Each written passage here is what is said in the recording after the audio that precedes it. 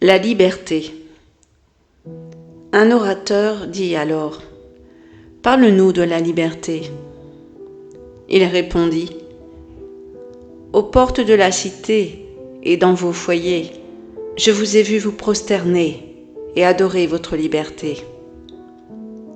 Tels des esclaves qui se courbent devant leur tyran et chantent ses louanges pendant qu'il les assassine. Oui, dans le jardin du temple et à l'ombre de la citadelle, j'ai vu les plus libres d'entre vous porter leur liberté à la manière d'un joug et d'une paire de menottes.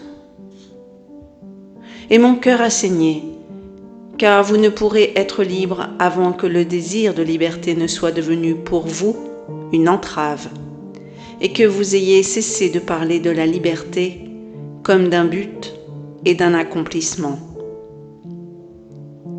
Vous serez vraiment libre, non pas lorsque vos jours seront insouciants et vos nuits sereines, mais plutôt lorsque vous saurez vous élever, nus et sans entrave, au-dessus des soucis et des chagrins qui encerclent vos vies.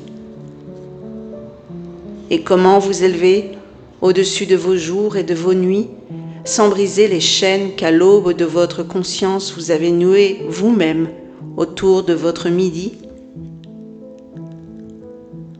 En vérité, ce que vous nommez liberté est la plus solide de ces chaînes, bien que ses maillons scintillent au soleil et vous éblouissent.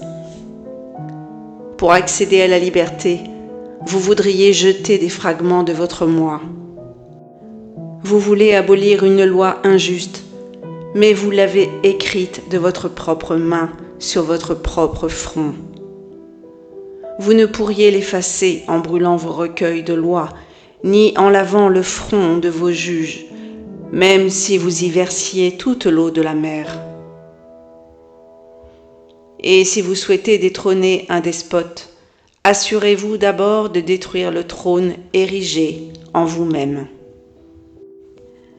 Car comment un tyran pourrait-il régner sur des hommes libres et fiers, si leur liberté ne recélait une tyrannie et leur fierté une honte?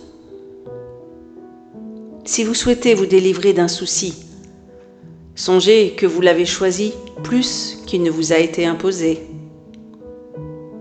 Si vous souhaitez dissiper une crainte, songez qu'elle réside dans votre cœur et non dans la main de celui que vous craignez. En vérité, tout se meut en vous dans une étreinte vague mais constante. Vos désirs et vos craintes, vos répugnances et vos préférences, les objets de votre quête et ceux que vous fuyez. Ces choses-là se meuvent en vous, lumière et ombre, reliées deux à deux. Et quand une ombre pâlit et s'évanouit, la lumière qui s'attarde devient l'ombre d'une autre lumière. Il en est ainsi de votre liberté, qui, en perdant ses chaînes, devient la chaîne d'une liberté plus grande. C'était La liberté, tiré de l'ouvrage Le Prophète de Khalil Gibran.